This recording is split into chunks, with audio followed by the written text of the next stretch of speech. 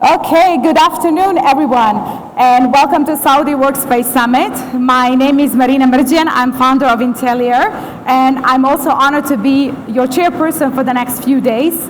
And I want to begin by highlighting the importance of our collective mission in the next few days. As we gather here today, we're not only shaping the future workspaces, but also rethinking of how we live and work in this rapidly evolving world. So we are all aware that transformation in the workspace design is driven by technology, sustainability, and changing demographics. And in a way, it is a challenge, but it also opens an incredible opportunities for us to create environments that inspire, innovate, and evolve. So today's agenda is packed with discussions about designing brand identity, engaging communities, and shaping workspaces for the new generations to come. Our first keynote, Community Engagement in Design Processes, will be delivered by Gurey Oskay, who will shed light on how engaging communities can shape truly meaningful workspaces. Following that, Bianca van der Merwe will present Mind the Gap, elevating workplace experiences through hospitality-infused design, exploring how we can bridge the gap as we return to the offices. So, my aim for Workspace Summit is that we really use this platform to question the status quo and envision a future that isn't just about where we work, but how we can thrive in spaces that foster connection, purpose, and a shared vision for the future. So as we kick off with our panel discussions, I hope we're going to keep this discussion engaging, and we're going to have a great Q&A session, so feel free to ask questions even throughout our panel discussions. So I'm just now waiting to see if we can kick start with our first panel discussion, or we're still waiting for one panelist to join us. Okay, so I say we'll just start. Mamar is late, so we'll ask her to do a chicken dance when she reaches the summit. Okay, so our first panel discussion is titled Designing Identity, Building Brand Image Through Workplace Design. There's a quote that I wrote down: a brand is a set of expectations, memories, stories, and relationships that taken together account for a consumer's decision to choose one's product or services over another. We talk a lot about brands and their connection to the consumers, end users, but today we want to look at brands and their connection to their employees, because I think it's very important that we look at how do we define that brand identity and how we make that connection to the workplace design.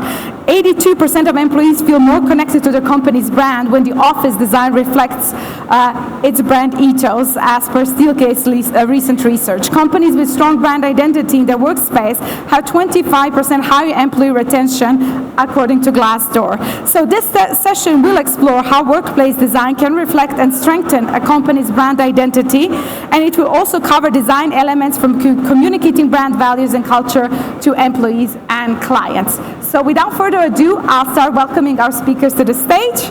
So Amber Peters, Associate Creative Design at Blue House. Amber, you can take a seat. We'll introduce Mamar later. Rawan Al-Sahas, she is an award-winning interior architect, founder and CEO of RIS Group, Risk Group. Ryan Safadi, Chief Operating Officer at Mamor Interior. And Vijay Nambir, Studio Director at Design Smith. Thank you so much for joining. Okay, and we leave that chair for Mamar as well. And I hope you don't mind, but I will be standing, so it's easier for me to look at all of you and have a discussion. So here we are. This is inaugural Workspace Summit in Riyadh. So before we kick start with our topic, I want to just kind of pick your brains about how do you feel about finally that we have discussions around workplace in Riyadh happening now, and why do you think that's important as well that we are having these discussions? Amber, we can start with you. Let's see, that's one. Yes. It's working, there we go. Well, I think in terms of the development of what we see of workplace in Riyadh and Saudi Arabia, we really see progressive mindset in terms of spatial planning, the progressive ideas of concepts development and creating a unique space. So I think everyone within the region is really thinking that. And yes, you can repeat it again. Yes. There you go. Oh, that's very loud. Thank you. But that was good. All right, what I was saying is that potentially in the region, it's great for us to come together and share thoughts, because we're seeing a really progressive change within the workplace, especially when we work with a lot of government entities. They're really reimagining how their workplace is, and if we can share these ideas and really encourage employees as well as businesses to make those changes, and we can see an overall impact in creating a better workplace, better environment to be more productive, etc. So yeah, it's really exciting to see the change happening here. Perfect, and we're glad to have you with us. Roman, from your side. Okay, the significance of having a branded office space has so many benefits on an employee's level, on the brand positioning level, and on the customer's level as well. It kind of positions the company or the brand in a different position, especially when the design of the space reflects the values, the mission, and the main focus of the business of the company itself. Okay. And my question for you as well, because being Saudi-based as well, how important is for you to have summit like this where it really tackles workspace design as well? It is really important, to be honest. It's my second time in the X, and it's nice to have the topic of this year is the offices, especially with the growth of the office industry in Riyadh and the entire Saudi kingdom. Perfect. From your side. Hello, everyone. I'm glad for this summit. It gathered all the expertise from different sectors, from different countries, people on the grounds. They have their own experience, the work summits, the suppliers. So it's a comprehensive space to develop and improve the workspace cultures. Okay. Vijay, from your side. I'm the only one using a mic. You want? Excuse me. Can we just change mics? Perfect. Get two. One more. No, I'm okay with this. I think. I don't think it. Right? That's fine. You're fine. No worries. Yes, I was just saying. I think we've been visiting Saudi. I think a month.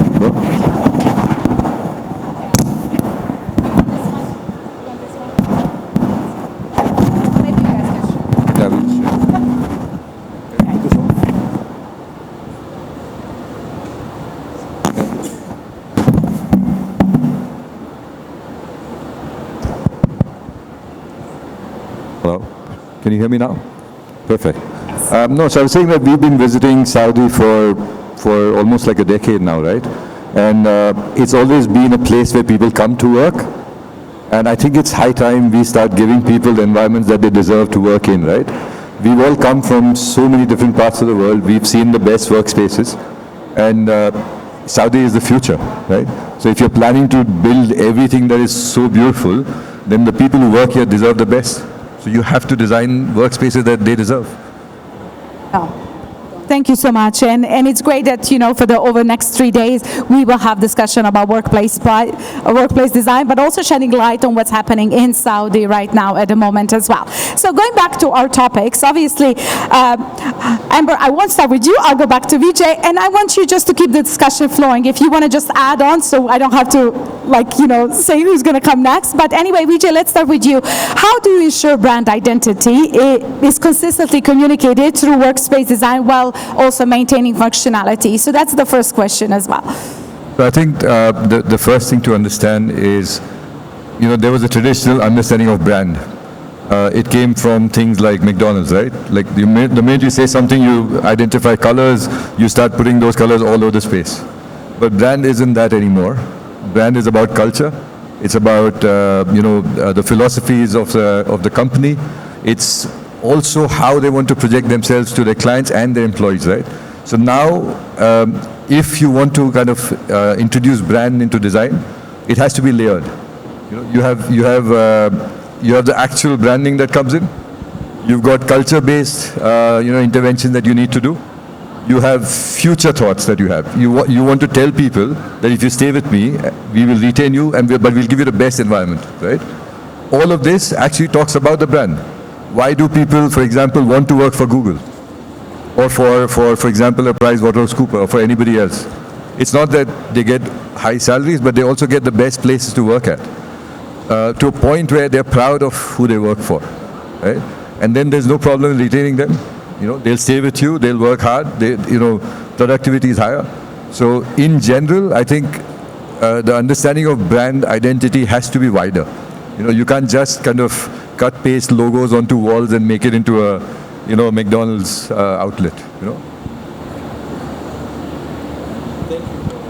Thank you, Vijay, for giving this word for us to continue because it's important.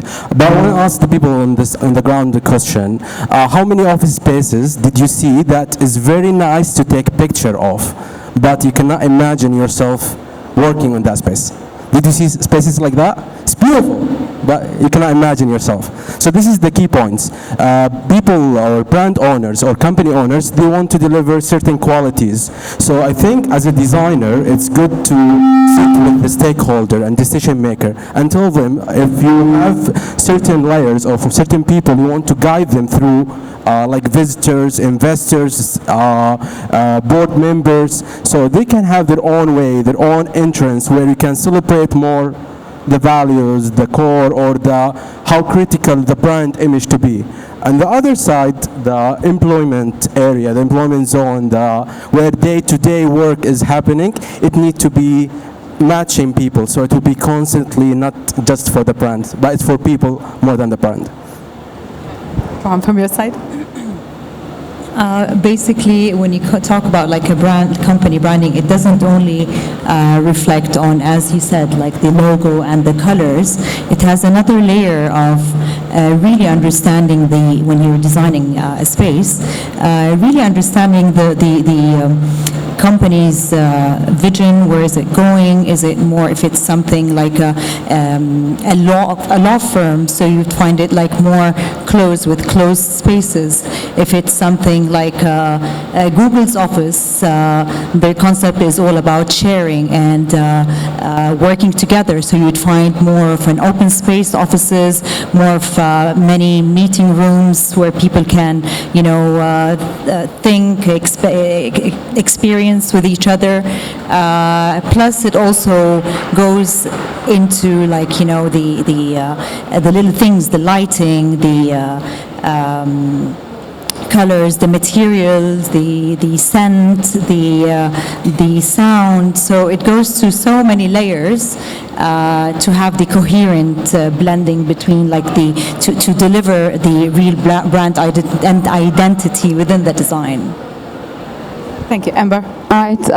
So I read something the other day where it was comparing marketing and branding. Now, marketing is potentially asking your girlfriend to marry you, where, you know, branding is all the reasons why she's going to say yes and stay.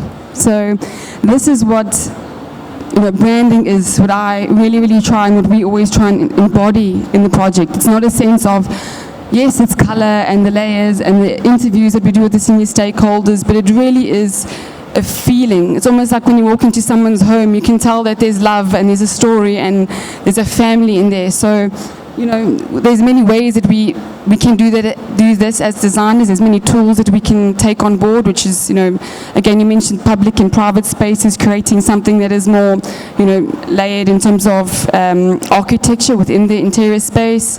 You know, we have to be culturally sensitive, socially sensitive. We have to, you know, especially in this region, we really have to design for many types of users and employees. As well as, you know, well-being is a big ticket item right now, so we're seeing it in many of our projects where we need to address, you know, softer colors, calmer spaces, rooms to just kind of wind down in. So that the entire space is almost acting like a home away from home, where it is those just-in-time facilities for the employees, you know, to just make sure that they get what they need in their day-to-day lives in the office space. And I'm just looking at my notes, what you actually wrote about, you know, it's the point of fully understanding company's mission and vision. And it's not about sticking that on the wall, it's rather than translating that into design elements. And just going back to what you, Vijay, said, and one you also mentioned about Google offices and the values that Google portrays. But there's also a trap that a lot of people want Google-like offices, but they're not Google, right? So how do you tackle those challenges when people simply want that kind of culture that's not relevant to them as well? Sorry, if I may take this. So there's a thing about Google offices. The reason I said that was because probably about a decade ago is when Google became a thing. When I say a thing, the workspace. And if you remember, there was a time where everybody wanted beanbags for meeting rooms, slides in their offices and all of that, right? So every time you saw a slide, you thought it was Google's office. Then there was a time when every time there was a slide, you would think, okay, this cannot be Google because everyone's doing this, right? What you said is exactly right. People were mimicking everything they saw. And we see that all the time, but that's where we come in, right? The whole idea behind brand, I mean, see, we have to realize that our clients or the business owners, they have a certain perception of what brand identity means. And it is usually very tangible, right? So they have collaterals, they have, logos and branding documents and, my font should not change or whatever. But how do you then translate that to the intangible, like Amber said, right? What is the experience, right? How will an employee of a company walk into his office and know it's his office without looking at any logo, any color, any brand? He goes to his chair, he knows this is home, right? He goes to the next office, he's like, this is not my home, right? It's beautiful, but not my space, right? But this is something where it's a collaborative force, right? So the owners need to be open to the idea that there are experts here who are going to come in, show you different ways of identifying your own brand, right? And while designers need to be open to the fact that anything that we do cannot be just kind of, dished out to an entire team of 400 people, right? Because buying into a brand takes time. I can't force people to like Google, right? Like you said, there's a slide in an office and not everybody uses a slide, right? Most people take the stairs. Usually those are underutilized areas if they're not done right. I mean, and this is the same thing, right? We've seen people come and tell us, I really want my office to have beanbags and, treadmills where we do meetings. They don't meet there at all. And if they sit on a beanbag, they don't get up for the next 2 hours. It's really tough to get up, right? But they have seen things, and like I said, that's where your expertise comes in. You might actually have to do a mock-up to tell them that, this won't work, right? But what we have to realize is that whatever we are creating as a brand identity is for long term. A Google does not stop being a Google in 6 months because somebody designed the logo wrong, right? They have to work with that to develop further. So that's the same with space. Thank you. Yeah, bringing Google Office to the table is something very crucial because for clients, normal clients, is something that's fantastic, catchy, and we thought it will encourage employee to be more productive. However, when you ask the manager one question, what type of workflow do you follow? Is it agile working environment? Is it waterfall working environment? So is it collaborative, your type of works? So what's the brand value for that? What's the culture you want to deliver in the office? Once we start to ask these questions, we found the business owner, they step back. No, we don't want Google Offices. Google Offices is too open. Google Offices will interrupt the team flow. They don't have in their business a collaborative. They don't need a clubhouse. They don't need jumping spaces. So it's to understand what's the value, what they are promoting for their employee when they hire them. They said okay, we are open culture, we are hybrid, we flexible. So that values, the non-tangible values, need to be represented with the space layout, with this, colors, with functions that distributed in the space. And it's important to design for the people who are working in the office, following the workflow. As you said, is it like a waterfall? Is it like an open space, a closed space? So it really depends on the company. But you have to put in consideration that you are designing for the employees to make it easier for them to function, for productivity. Yeah. Amber, from your side? So for us, really, what I feel is really, it helps to sell the dream or this type of office to the client is, we really try and focus on a design narrative. Storytelling is what we love to do, and how we can connect that story to the company's brand guidelines, their values. We study each stakeholder individually from the more junior team to the senior team. So we try and really understand the demographic within the teams, and then we create this story, right? And then once we get that story, we don't get it right immediately, but with the team and us collaborating within our company as designers, then we create that story, and then that becomes something tangible in the office, which helps to create that the atmosphere what we're trying to create within the space, sense of feeling. Perfect. Thank you so much. Mamar, thank you so much for joining us. Not a problem. We'll give you the mic now, so I'll give you a little bit of time to settle. So Mamar Al-Hilali, founder of Scamley Interiors and Director of Business Development at Pure Enterprises. Thank you for joining us. I will give you a little bit of time to settle in, and obviously this is Workspace Summit Saudi. So I do have to ask all of you to share some relevant case studies, especially when it comes to this region, when it comes to that brand implementation. All of you talked a lot about the culture, about values. So if you can share some good examples, good practices, but as well as challenges. How do you challenge that status quo to say to client, well, this is not the culture that you are portraying, right? So just maybe we can talk about that. Amber, I know you, Blue House has been working quite extensively in Saudi as well, so maybe we can start with you on that example.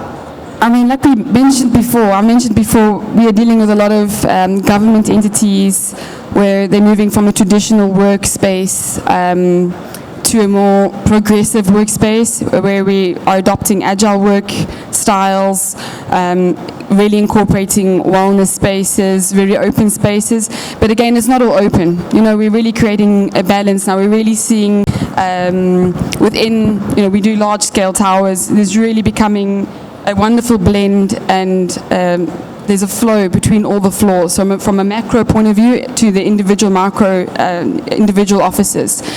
So, I think to answer your question is that we're really seeing a change here, and it's a lot of the time driven by the client as well. So it's when their vision and we kind of meet halfway, and we can really bring that alive and push those boundaries as well. But it's really refreshing to see the client and the businesses wanting to change, and they don't know how potentially, but they want to see that change within the business. So it's really exciting time for us here. Okay, and I'm just going to remind you of because obviously we talk about the local projects that you have here. You mentioned government projects, but also what's interesting as well, and Vijay, you mentioned that if I'm in this office, I want to feel like I'm at home, but if I'm in another regional office, I still want to feel that I'm in the same company. So especially when we talk about the global companies have certain brand guidelines, standards. Those standards go even as far as which furniture brands they're going to use in their offices. So, for example, Credit Suisse, that's a good example as well, how you take a global brand and then make it a Riyadh-based company as well, right? So if you can share just light on that. So that is just, we do it all the time, and it's just smart ways in trying to interpret our local context. We try to be a lot of the time inspired by our environmental elements around it, where it's the Red Sea, the dunes, the mountains, or it comes to the Saudi Najdi patterns. And we don't like to just replicate it, but we can be inspired by that, and how we can translate that into color, pattern, or whether it becomes a layout or something. So we really try and do that in a very progressive, more contemporary way, without just it being pastiche. But that's kind of how we bring it, that local touch in our projects. Yeah. Raman, from your side. I remember when I first started, like in 2004, we worked with an international company. So they had a brand, it was like Toshiba, and they're distinguished with the red logo. And the Saudi agent had like one of these very old offices. I remember that year, like everyone, while we're working on the design and the construction phase, a lot of the employees were not happy with the change, because like no one likes change. But I remember by the end of the year of them moving to their new offices, I knew that the revenues jumped up 35% for that year because of like the effect of the design on the employees. They started loving spending more time in the office.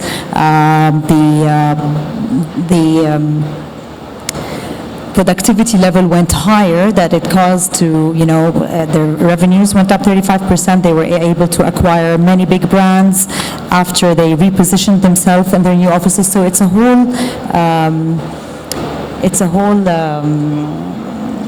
how can I say it? Yes, it's all happening together, as in, like, from when you reflect the brand of the company into the workspace. So that, yeah. Those are those tangible results when we really see how workspace design really brings back that, affects that bottom line as well. It does, of course. One of the key points that's also important for the global companies, or when they have global branches, is the different language of communication.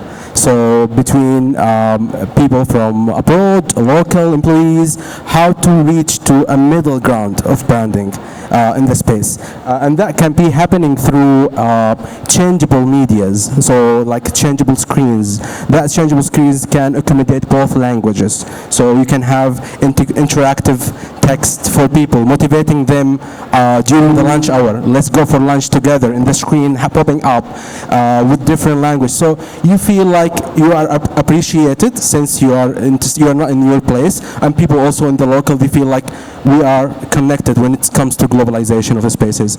And sometimes small details, maybe people of branding who work on it, like in the environmental branding, sometimes maybe as small text in the mirror in the bathroom saying to the lady, you are gorgeous today.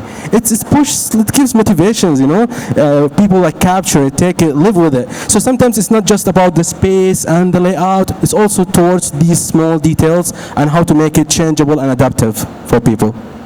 I like that. It's not wash your hands, right? It's you're gorgeous today. Vijay, so I'd like to go back to something before we come to this. While we are talking about this, I just realized that if you thought about Saudi 10 years ago, Riyadh 10 years ago, it was mostly a site office for almost everybody, right?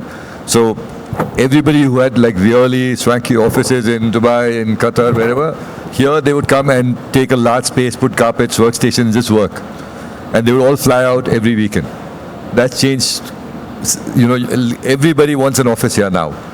And that's where the whole brand identity comes in. Because brand identity is not local, right? Anywhere you go in the world, that brand retains the same identity. But what is local is the context, right? Which means, for example, I remember we were doing a corporate workspace in 3 locations for the same client. One's in Kuwait, one's in Riyadh, and one's in Dubai. Now, we don't have the luxury of saying, okay, because it's Riyadh, I'm going to change it to something else, but I'll put the logo behind the reception, it's all same. So we had to develop a language of color, texture, spaces, everything that was the same. But we also then had to research locally to find out what could be that one element that was unique to each of these spaces, but had some kind of similarity. So, for example, in that context, we found a weave pattern, right? So you find a local art or craft that you say, though it's so similar from Saudi to Kuwait to Dubai, but it's still different. And we'll exaggerate that in this space. So when an employee goes from, X company in Riyadh to X company in Dubai, they know they're in the same place, but just looking at that, they know they're in Dubai, right? So, and this is, what happened was because though they're all the same region, they're the Middle East, everybody has their own peculiarities, right? Like people in Saudi want things different from people in Dubai, and we tend to kind of paint everybody with the same brush.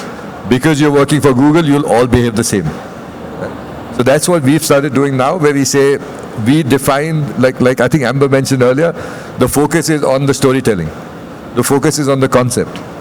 The concept has to tie to the brand.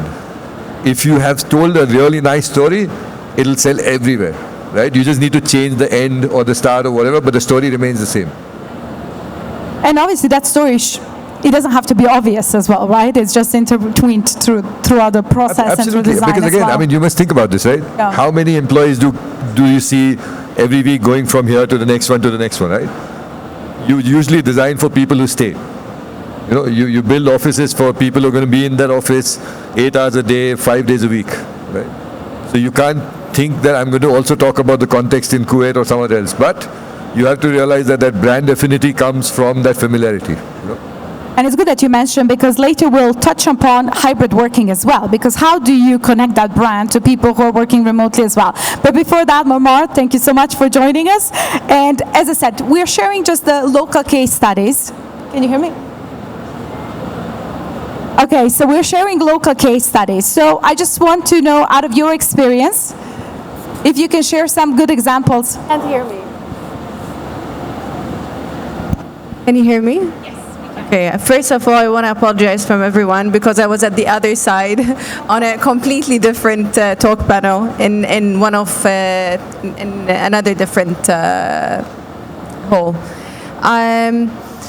In most cases, we usually say that using incorporative or interactive spaces would encourage to build a strong corporate identity for any company. But this corporate identity would definitely be different when you change regions. So for example, as you just mentioned, for example, using sustainable elements in the design could change from one region to another. So say, for example, in this region we'll use palm trees, leaves from palm trees, things like that. In another continent, country or region, the same brand remains rooted to using sustainable elements, but using it in a different way. And always using open spaces. For me personally, I think a very strong, and I would love to say it as well in Arabic, for me, I feel like displaying heritage cultural art pieces in workspaces are a very strong element in reflecting a corporate identity, because not a lot of times we have the space to use heritage or cultural elements in design. But we always have the wall spaces to reflect or display art pieces that reflects the heritage of the region we're focusing on. So Google does it all the time. So if you visit Google offices in each country, it's open spaces, interactive and everything, but the art pieces and the display art in each region is completely different than the previous ones that we've seen. So I strongly believe in using cultural art as a reflective of corporate identity. Perfect, thank you so much. And I like what you said about incorporating that brand identity in collaborative spaces. Do you feel that there is a shift? Before, you know, it was your reception, right? It was your welcome desk, as you said, your big logo where you could install that brand identity. Do you feel that there is a shift so that that brand identity is incorporated elsewhere, like as you said, cafeterias or corporate spaces? And from a design perspective, where do you find, okay, this is my spot where I can really play with this brand and understand the values and really incorporate something? Yeah, I think that's a very good question. So, I mean, I agree with Vijay. You mentioned that you should be able to walk into a space and kind of have the sense and the feeling of where you are. The days of having a big logo splashback behind the reception are no longer there. Potentially it's subtle touch points that we can use to kind of remind the users, you know, this is our logo, this is our branding. That could be through, you know, your laptop usage, or maybe to your access point, or, you know, making a cup of coffee. So it can really be integrated from a digital aspect to potentially, you know, small accessories within the space. So really something that's more subtle, which I think I prefer, and we can really, you know, make the brand stronger in another way. So it's more of a sense of, yeah, feeling. And for example, if your business is about trust and honor and commitment, all these things. So that is how we can translate it into materials, as a stone, longevity in terms of finishes. You know, we can bring it in other ways. And the logo can come second, you know, the backsplash of a logo, yeah. I believe in focusing on mainly public places before like the main offices, to give some room for the employees to have their own touches in their small spaces. So from my perspective, I see that focusing on mainly the main public areas of the office has a bigger implementation, a bigger impact on the design. Yeah, I think they already answered it, but I would like to add something to it. Previously, when we sat during the onboarding of the clients, we sat with head managers, HR, because they know the people of the company. But recently, the marketing departments is engaging more because they want to promote their offices. Before, no one promoted their offices. Now they want to promote their offices. They want to have areas where they can capture things for daily for daily posting in social media and LinkedIn. They want space where they can have interchanging activities happening.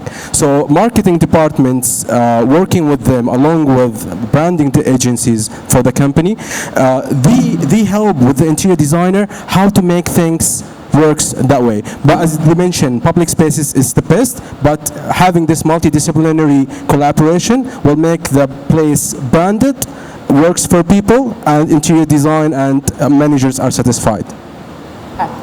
To go first, we'll just change this whole thing for a second. Yes, Mamar, go ahead. I feel like back in the days, focusing on major, big, bold fonts would have a better reflective of the company. Whilst now we see less is more. I'll give you an example. The Ministry of Tourism of Saudi, and even there are two entities here in Saudi. They use the traditional engraving, the Saudi engraving, which is Sadu. So now we started seeing it in elements everywhere. And the moment you see it, say for example, I was in Copenhagen and I I saw a cup in a place, and it was in the print on it. It was very obvious that it was the Sadu. And I immediately knew that it belongs to the Ministry of Tourism of Saudi. These small elements can be so much stronger than bold, loud sort of elements. It becomes a very effective reflect of the brand, if it makes sense. So I think,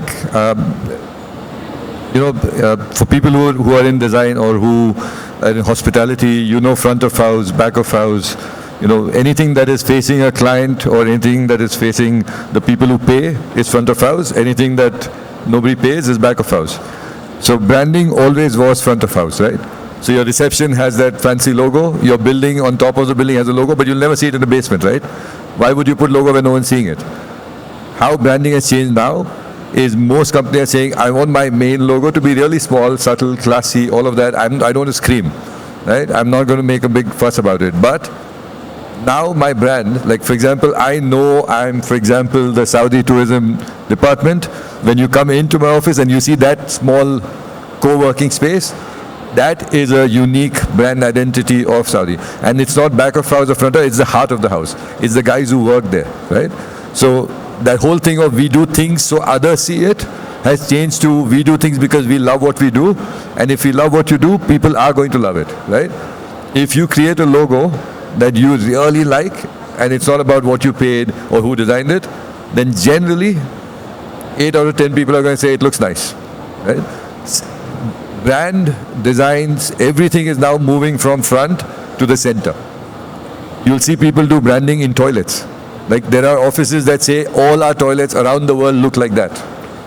And who's using those toilets? The staff, right? They're not doing this for the guest.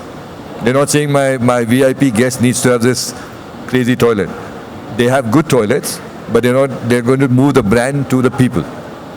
Also because remember, always brand is carried forward by the people, right? So every employee of any big name that you can think of is the one who raves about it the most. So you don't need to put a sign on top of the building behind the reception, make that guy happy, give him a fantastic branded space, he'll talk about it to his neighbors, he'll get that guy to join your company, right? So that's how design has played a role in this, right? And he needs a good background if he's going to do some TikTok reels and dance on the videos as well. Just going back to Ryan, what you said about the role of marketing today in offices, and you mentioned as well that offices are now being designed in a way as a marketing tool as well for companies to attract and retain talent, but as well as to convey message what they are as well. Do you think, as I mentioned before, about the hybrid working environments as well, and now that we have this employee advocacy also across social media as well, do you think that's also now playing an important part of how offices do look like and how they convey their brand message? And Ryan, we can start with you. Okay, we need to understand something that's happening now in Saudi Arabia. Companies, they don't settle for the capacity. They are keeping increasement like every 3 months. They are getting project every 3 months. So every 3 months, the company they need to hire more people. So companies now, they appreciate or they have to have this hybrid or flexible workspaces because they want to have accommodate expertise working from different regional areas. So these areas, these places of hybrid, it becomes a normal culture. It's not a special place. It's every big companies, they must have it. They are already having it here. All the BIF companies now here in Riyadh expanding with that mindset, with that flexibility of the space. So marketing, they want to play smartly. They don't want to make it packed. They want to make it nice, looks and clean. But yet here comes the smartness of how to have it as hybrid. At the same time, it's interesting, looking good for people to live in. Mamar, from your side.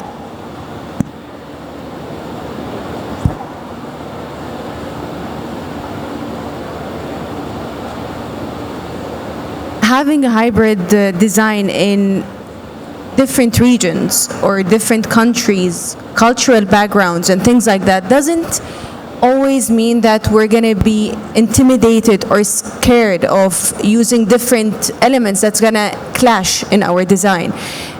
Using things that reflects the origin of this company in its different branches, regional branches. These things, as Ryan said, now having hybrid corporate offices are the thing. So in designing any headquarter, the client would come to you and say, we want to focus on having a hybrid design, interactive, open spaces, but then maintaining an identity of the brand or the corporate brand of the company is rooted to the original elements that has been used.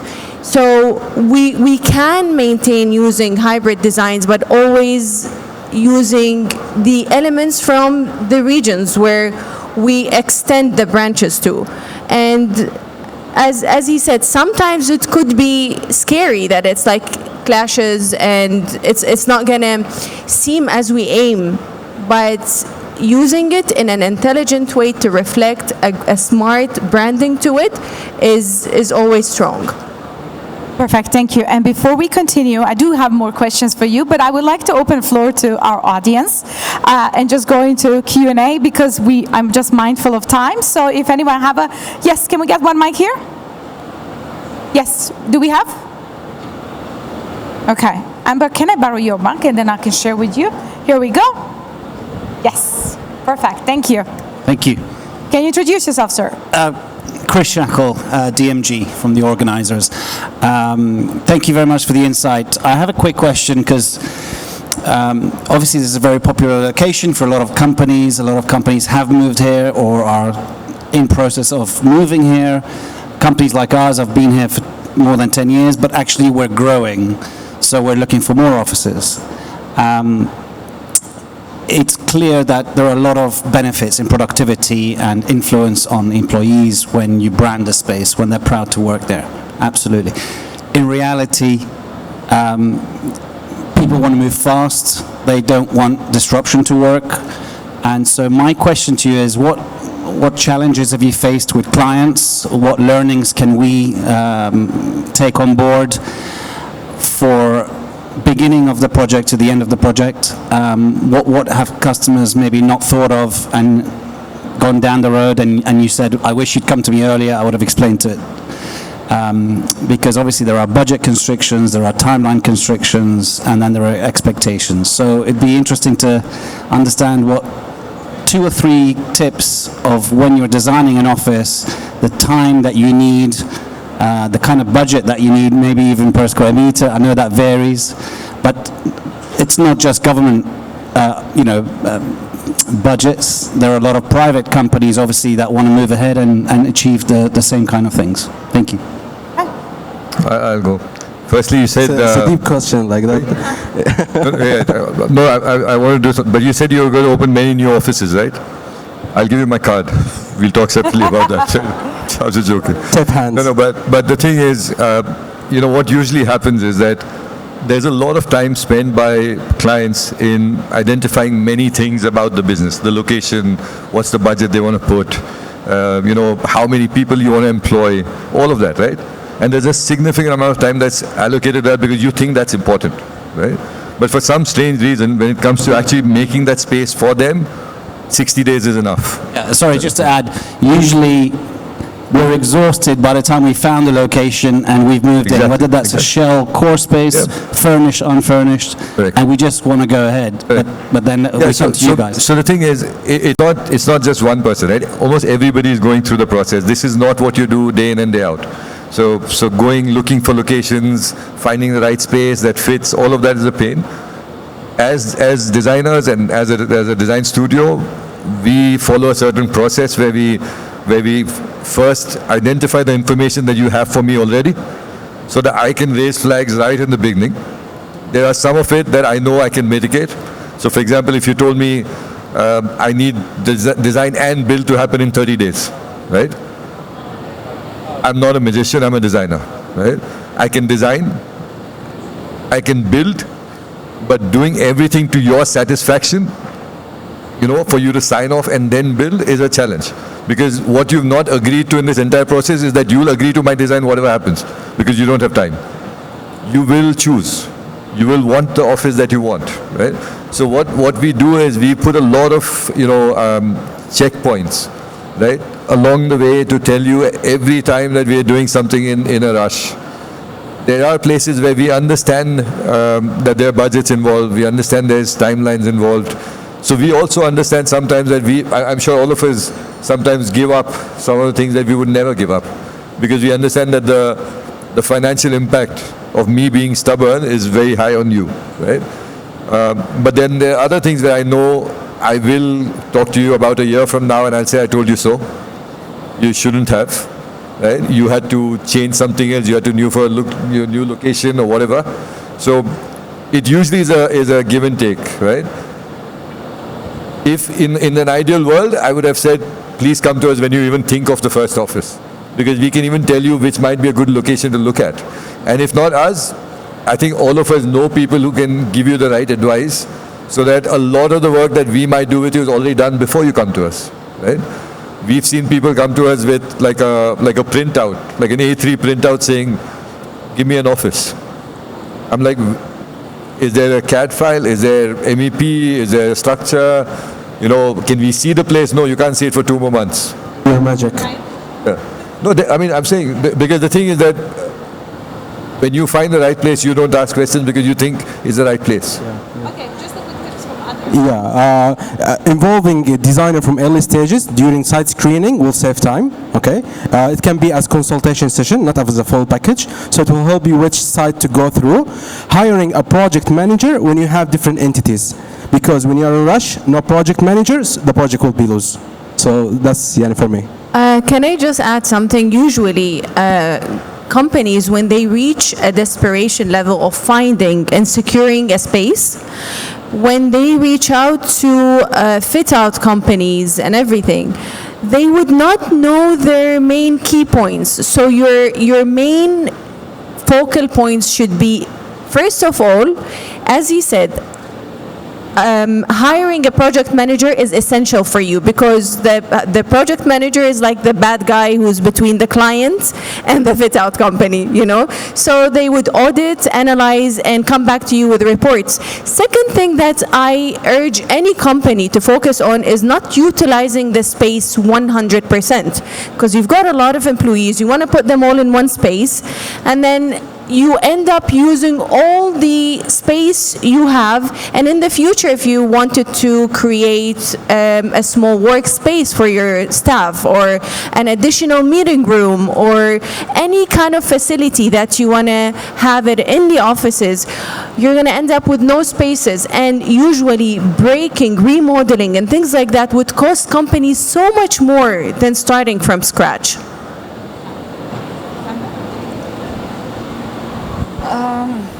Okay, so we recently did a project. We also try and incorporate some spaces, which you said, which is quite good. Don't design it to full capacity, but make some spaces multifunctional. So if you could have some collapsible walls there, potentially it's a meeting that you can divide into two to make 2 training rooms or 2 meeting rooms. Make your real estate work for you. So if you can double up on something, that'll be always helpful. And then you said a PM, 100% get a PM, get the right partner.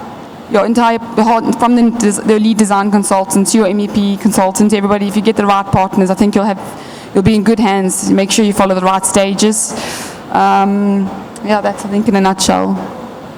I believe really understanding from a client's perspective, like the requirements and having them written down with, like, you know, have like a great shortcut on if you understand what your functions, what are the divisions, what departments do you want to communicate together, and when you communicate this with a designer, it will make life easier, because when you come to me, you come from, let's say, the IT industry, or you come from a restaurant, so your operation as a designer, I don't know it, but you should be able to tell me how do you want the functions to interact together, and as well, like referring back to what Marmar and you said, having do not have a full capacity, always keeping at 25% of the space for expansion. Unless you tell me, no, we're happy with the team, I don't think our expansion is going to be more than 10%. Depends on the industry and the office itself. Can I add 2 more points? Prepare design brief. Design brief saves a lot of time. Order your furniture early. Furniture takes 4 to 5 months. You can have your fit out finished, but the furniture did not reach. So ask the interior designer to specify the furniture in earlier stages, so you can process the procurement for it. Thank you all so much. I'm just mindful of time, but let's take just one more quick question. Yes, go ahead. Okay, hi, I'm Dalia Lutfi. I work for Pinnacle Design Studios. I'm going to I have to speak really quickly about that. So one, I wanted to reflect about the Google experience. So the perception that we have and the very successful approach that they used, changing a branding into actually a marketing tool. So Google, they have a very high rate turnover, and people, they actually leave on short term, and it's a very stressing environment. That's why they created the office space to give the impression for not only the employees, people from outside, that they have a very fun and inviting environment. Okay, so this is the first one. The second question is that from the pandemic, just post-pandemic, and the change and the revolution and the cultural impact of the Saudi market, and noticing that you have very well-educated stakeholders, how is this affecting you, changing from work from home, hybrid environment, and the requirement or the design brief that you receive? Can you say that? Can you just set an example from your experience? Okay, I will ask Momar maybe to answer that question. Momar, yes? I must say it's terrifying because before the pandemic, any design proposal you would give to the client, they would immediately fall in love with it, because they have not spent a lot of time, past 8 hours in one closed space. While post the pandemic, the mentalities, diversity, everything changed. So clients, companies, everyone is now so diverse that they're so informative, so detailed about the design, so that when they come to you, you really have to think of all aspects.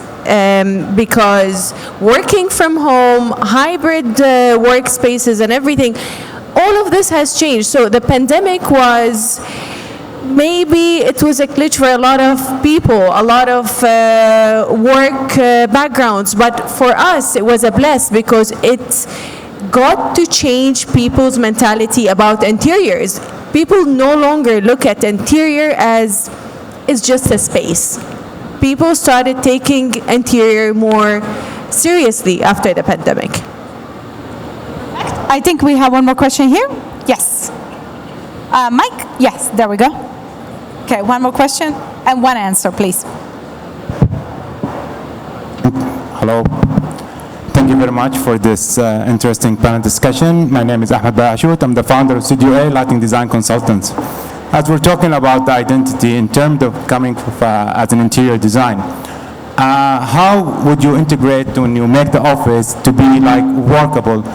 Sometimes I receive offices to work on it. Okay, it's nice based with the identity and everything, but when it comes look at deeply in terms of lighting, it doesn't really like, you know, working in terms of how it should be as an office to be working, you know, in terms of like even color temperature, the intensity of light, and all looking at the daylight and all of that. So we're not talking about identity and to be just like aesthetic beautifully, but functionally as well.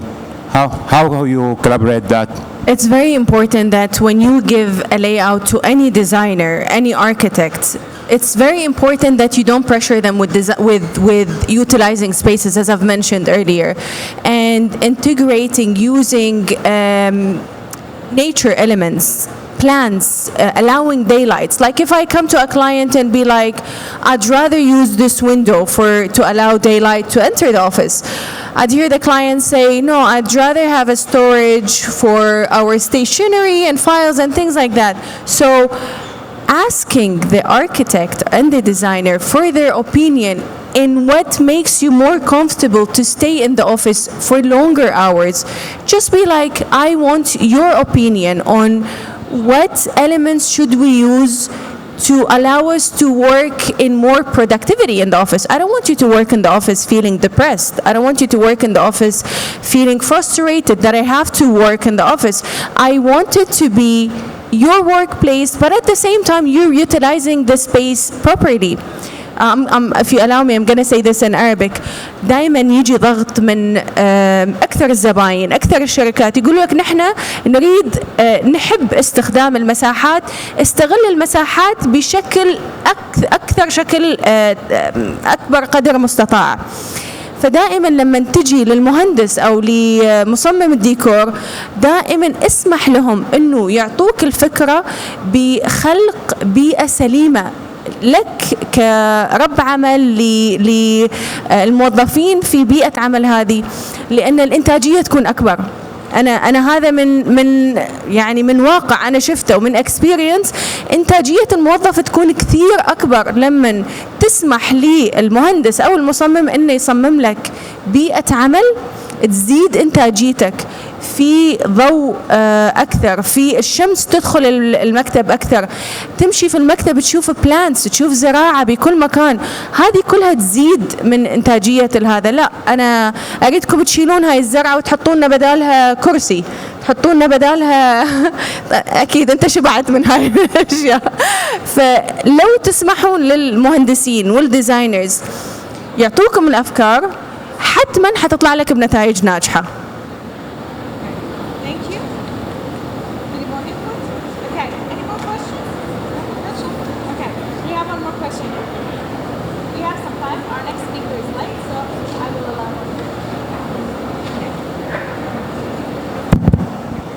So my question's to anyone or every one of you, but as a branding professional myself, when we're talking about how do we rightfully brand a workspace and make sure it feels right, make sure it tells the right story, but as the designer behind it or as the studio behind it, how do you measure that you got it right? How do you measure you actually said the right thing about the brand or you made people feel the right thing about the brand? Yeah, I mentioned something earlier. It's collaborative. Interior design, they cannot do it alone. Interior designer, they will get the brand guideline, the company missions, they start to work on it. Graphic designs, brand agency, they must involve in the first stage and the second stage, where the concept is made, where the 3D is made. So they give their inputs, the interior designer, after that they will prepare the drawings, highlighting the dimension of the things. For example, I have a logo in this wall, or I have a text on that wall, and we agreed, we follow the guidelines. So our role is to pass that drawings to the agency refine it with their own guideline, with our phone, with own standards, then they send it back for fabrication. So interior designer alone, they will not do it nicely. It's a collaborative works. Can I just counter, but that is the tangible element of the brand. No, but I think the point is, I don't think you can. I don't think there's any project in the world that has unanimously been loved or ranked or whatever, right? It's subjective. Design, spaces, even logos, branding, everything is subjective. As long as, I mean, you're a branding professional, we do design. Our general goal for every project is when we leave the project, the client is happy. 6 months later, he's still happy. 2 years later, he loves it, right? But can I say, for example, I scored a 10 on 10 on what I did? No, because I'm sure somebody will come and say, you could have done this better. You know, there could have been a different, like, you know, like the most popular brand logos in the world, like the Nike swoosh. And you still have people on Instagram every day showing one other way of making it look better, right?